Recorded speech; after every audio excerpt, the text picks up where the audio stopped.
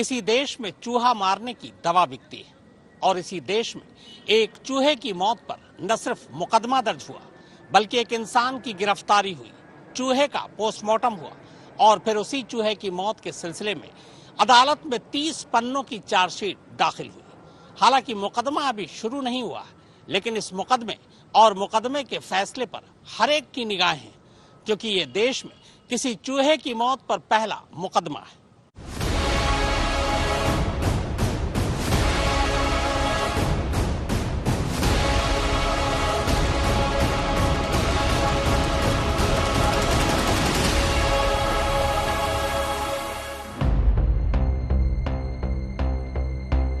बात 24 नवंबर 2022 की है। उत्तर प्रदेश के बदायूं इलाके में एक शख्स एक चूहेदानी से एक जिंदा चूहा निकालता है। इसके बाद उस चूहे की पूंछ को प्लास्टिक की डोरी से एक वजनी पत्थर के साथ बांधकर नाले में डुबो देता है। इत्तेफाक से जब वो ऐसा कर रहा था, तभी वहां से इलाके के एक पशु प्रेमी विकेंद्र शर्मा गुजर रहे थे। चूहे के साथ इस क्रूरता को देख उन्होंने उस शख्स को रोकने की कोशिश की, फिर बड़ी मुश्किल से उसके चंगुल से चूहे को छुड़ाया, लेकिन अफसोस तब तक चूहे की मौत हो। चूहा निकालता है। इसके बाद उस चूहे की पूंछ को प्लास्टिक की डोरी से एक वजनी पत्थर के साथ बांधकर नाले में डुबो देता है। इत्तेफाक से जब वो ऐसा कर रहा था, तभी वहां से इलाके के एक पशु प्रेमी विकेंद्र शर्मा गुजर रहे थे। चूहे के साथ इस क्रूरता को देख उन्होंने उस शख्स को रोकने की कोशिश की, फिर बड़ी मुश्किल से उसके चंगुल से चूहे को छुड़ाया, लेकिन अफसोस तब तक चूहे की मौत हो चुकी थी। नाम क्या है? इस क्रूरता को लेकर विकेंद्र ने जब उस शख्स से बात करनी चाही तो वो बिफर पड़ा। उसने कहा कि हम पहले भी ऐसा करते रहे और आगे भी करेंगे। ये सुनकर विकेंद्र शर्मा उस मुर्दा चूहे को उठाकर सीधे बदायूं के कोतवाली थाने जा पहुंचे। मैंने देखा कि वो मनोज जो आरोपी हैं वो अपने 2 छोटे छोटे बच्चों के साथ नाले के किनारे बैठे हुए थे।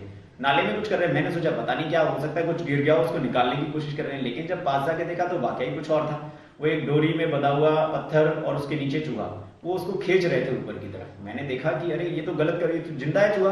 तो बोले उसे जिंदा से मार ही तो रहे हैं हम, जिंदा थोड़ी रखना है। तो मैंने कहा क्यों मार रहे हो भैया, ऐसे मारोगे तो तड़प रहा है। तो बोले यार ये बहुत नुकसान कर देते हैं, हमारा मिट्टी के बर्तन जो बनाते हैं वो फोड़ देते हैं। तो मैंने कहा यार पिंजड़े में पकड़ के लाए हो आप, इसको गांधी ग्राउंड में छोड़ दो ले जाके, पास में ही तो है।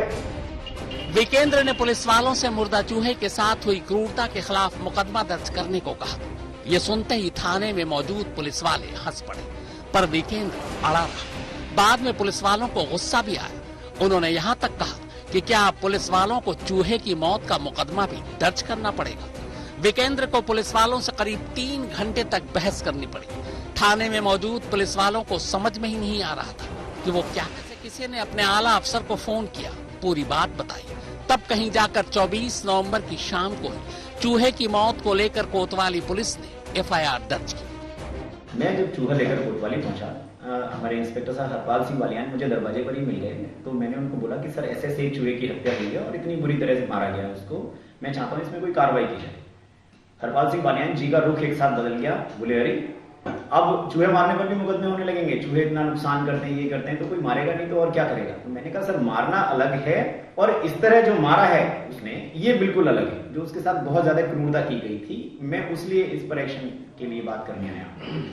बहुत गुस्से में, ठीक है आप इस चूहे को रख दो, यहाँ एप्लीकेशन दे दो, फिर इतना कह के वो वहां से चले जाए। शाम को 6 बजे के बाद करीब मैंने COCD सर को कॉल किया। मैंने कहा सर ऐसे ऐसे एक वाकया हुआ है, इंस्पेक्टर साहब मुझसे कह के चले गए, लेकिन मुझे 2.5 घंटा हो चुका है यहाँ बैठे बैठे, अभी तक कोई नहीं आया। तब उन्होंने कहा अभी मैं उनको बात करता हूँ। जैसे ही CO सर ने उनसे बात की होगी और तुरंत ही कोतवाली में इंस्पेक्टर सर का कॉल आ गया। FIR दर्ज होते ही अब विकेंद्र चूहे का पोस्टमार्टम कराने की बात पर अड़ गया।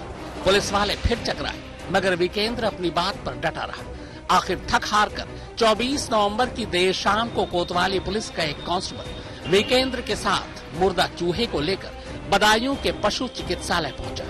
चौंकने की बारी अब चिकित्सालय में मौजूद डॉक्टरों की थी। जब उन्हें पूरी कहानी बताई गई तो पहले तो उन्होंने यही कहकर टालना चाहा कि हमारे अस्पताल में रात को पोस्टमार्टम नहीं होता। इस पर विकेंद्र ने दलील दी कि अगले दिन सुबह पोस्टमार्टम कर दें और तब तक मुर्दा चूहे को अपनी कस्टडी में रखें। यह सुनते ही अब पशु चिकित्सालय के डॉक्टर ने दूसरी कहानी सुनाई। डॉक्टर ने कहा कि एक तो हमारे इस अस्पताल में कभी चूहे का पोस्टमार्टम हुआ ही नहीं, दूसरा हम डॉक्टरों को चूहे के बारे में पढ़ाया ही नहीं गया। लिहाजा आप चूहे की लाश बरेली के IVRI पशु चिकित्सालय ले जाए। कॉल के बाद मुझे एक लेटर मिला जिसको लेकर एक कांस्टेबल मेरे साथ गए थे। हम डिस्ट्रिक्ट हॉस्पिटल पहुंचे, पशु चिकित्सालय। वहां जब पहुंचे तो फार्मासिस्ट मुबीन जी मिले। मुबीन जी ने कहा अभी देखते हैं इसको। उन्होंने डॉक्टर साहब से बात की अपने किसी डॉक्टर साहब ने बोला रात में कोई पीएम नहीं हो सकता, इसको कल देखेंगे। तो उन्होंने जब नेक्स्ट डे उन्होंने कुछ सोचा होगा, अपने डिस्कशन किया होगा अपने ऑफिसर से, तो उन्होंने कहा चूहे का पोस्टमार्टम हमारे यहाँ नहीं हो सकता, इसको आपको IVRI ही ले जाना पड़ेगा। फिर IVRI ले जाने। चूहे का पोस्टमार्टम ऐसा क्यों नहीं हो सकता, क्यों कहा उन्होंने? हाँ, उन्होंने बोला कि ये हमें नहीं पढ़ाया गया, इसके बारे में नहीं कर सकते, इसको आपको IVRI ले जाना पड़ेगा। तो फिर मैंने उनको बोला, मैंने कहा ये बात आप कल ही बोल सकते थे, हमें इतना देर हमने डिले किया, हम सुबह इसको IVRI। तो अब चूंकि मामला दूसरे ज्यूरिडिक्शन का था, लिहाजा विकेंद्र ने डॉक्टर से रेफर लेटर देने को कहा। डॉक्टर ने रेफर लेटर दे दिया। अब दिक्कत ये थी कि रात हो चुकी थी, पोस्टमार्टम अगले दिन होनी थी, तो इस पूरी रात में चूहे की लाश को कहां और कैसे रखा जाए। बदायूं पशु चिकित्सालय ने लाश लेने से मना कर दिया था। पुलिस को एक चूहे की लाश मालखाने में रखने का कोई तजुर्बा ही नहीं था।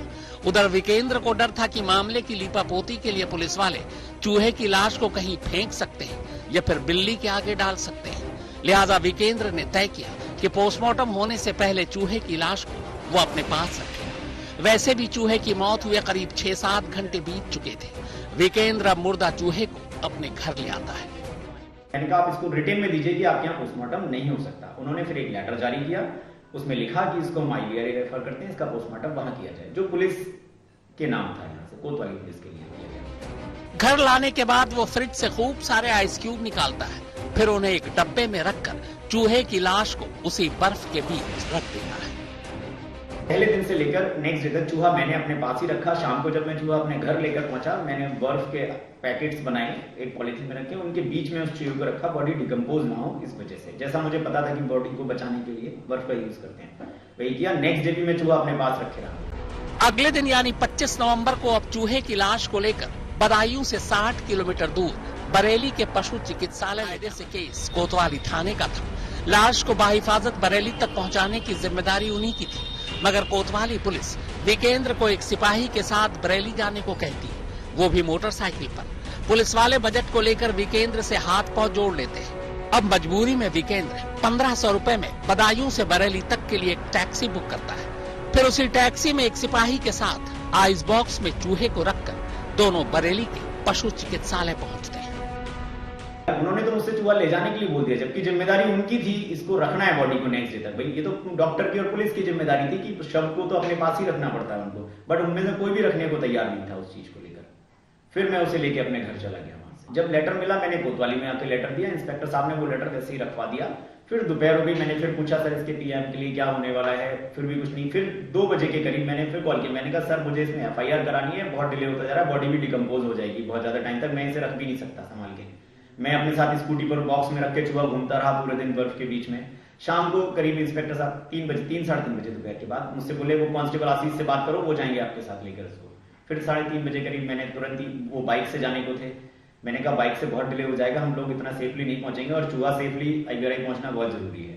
मैंने फिर एक गाड़ी टैक्सी स्टैंड से हायर की, मैं उसको लेकर फिर वहां पहुंचा। भाई पोस्टमार्टम के लिए उन्होंने भेजा, भाई सारा खर्चा तो उनकी जिम्मेदारी है, भाई बॉडी भी उन्हीं के पास, मेरा तो कोई रोल नहीं था उसमें, बट उनमें से कोई तैयारी नहीं था उस बॉडी को रखने के लिए, इस वजह से मुझे उस बॉडी को संभालना पड़ा। बरेली पशु चिकित्सालय पहुंचने के बाद विकेंद्र अपनी जेब से 250 रुपए की पर्ची कटवाता है। रेफर लेटर साथ था, लिहाजा डॉक्टर चूहे की लाश रिसीव करने और पोस्टमार्टम के लिए तैयार हो जाते हैं। जी IVRI पहुंचने के बाद वहां हमने जो रसीद कटाई थी, फिर वहां वो डॉक्टर सर आए थे सीनियर जो लैब के थे, वो नीचे आते हैं, उन्होंने देखा कि चूहा, फिर सारा वाकया पूछा मुझसे कि क्या बात थी ऐसा। मैंने कहा सर बस एक यही है हमारा उद्देश्य कि इस जीव को न्याय मिलना, जो इसका तरीका था बस वो गलत था। उनसे बहुत रिक्वेस्ट, तो उन्हें भी समझ में आया कि नहीं ये गलत तो किया है उसने। उन्होंने देखा बॉडी को, उन्होंने कहा नहीं ये तो गलत तरीका था उसका, हम करेंगे इसका, आप बॉडी को यहाँ रख दीजिए, हम कल इसको तैयार करेंगे, फिर 4-5 दिन में रिपोर्ट इसकी हम आपके कोतवाली को भेज देंगे पुलिस इंस्पेक्टर। 4-5 दिन बाद बरेली पशु चिकित्सालय से बाकायदा बंद लिफाफे में बदायूं कोतवाली पुलिस को चूहे की पोस्टमार्टम रिपोर्ट मिल जाती है। पोस्टमार्टम रिपोर्ट के मुताबिक चूहे की मौत पानी में डूबने और दम घुटने से हुई। रिपोर्ट में यह भी लिखा था कि पानी में डुबोने की वजह से चूहे के फेफड़े में न सिर्फ पानी भर गया था, बल्कि उसमें सूजन भी थी। इसकी वजह से लीवर भी संक्रमित हो गया था। इसी पोस्टमार्टम रिपोर्ट के बाद बदायूं कोतवाली पुलिस ने आरोपी मनोज कुमार के खिलाफ पशु क्रूरता निवारण अधिनियम और आईपीसी की धारा 429 के तहत मुकदमा दर्ज किया। मनोज कुमार को गिरफ्तार कर लिया गया, लेकिन गिरफ्तारी के साथ ही थाने से ही जमानत भी दे दी गई। वारदात के 5 दिन बाद मनोज खुद ही बदायूं के जिला कोर्ट पहुंचा सरेंडर करने। कोर्ट ने उसी वक्त उसे अग्रिम जमानत पर छोड़ दिया। इसके बाद जनवरी 2023 में बदायूं की कोतवाली पुलिस ने चूहे के कत्ल के सिलसिले में 30 पन्नों की चार्जशीट तैयार की। इसमें मुख्य आरोपी मनोज कुमार को बनाया। जिन धाराओं के तहत चार्जशीट दर्ज की गई है, अगर वो सारे आरोप अदालत में साबित हो गए तो मनोज को पशु क्रूरता अधिनियम के तहत 10 रुपए से लेकर 2000 रुपए तक का जुर्माना और 3 साल की सजा, या फिर आईपीसी की धारा 429 के तहत 5 साल की सजा और जुर्माना दोनों हो सकता है। हालांकि चार्जशीट दाखिल हुए 3 महीने हो चुके हैं, मगर अभी तक ट्रायल शुरू नहीं हुआ है। जबकि दूसरी तरफ तमाम लोगों की निगाहें इस मुकदमे और मुकदमे के फैसले पर टिकी है, क्योंकि एक चूहे के कत्ल का देश में ये पहला मुकदमा है। तो फैसले का इंतजार कीजिए। बरेली से कृष्ण गोपाल के साथ अंकुर चतुर्वेदी, बदायूं आज।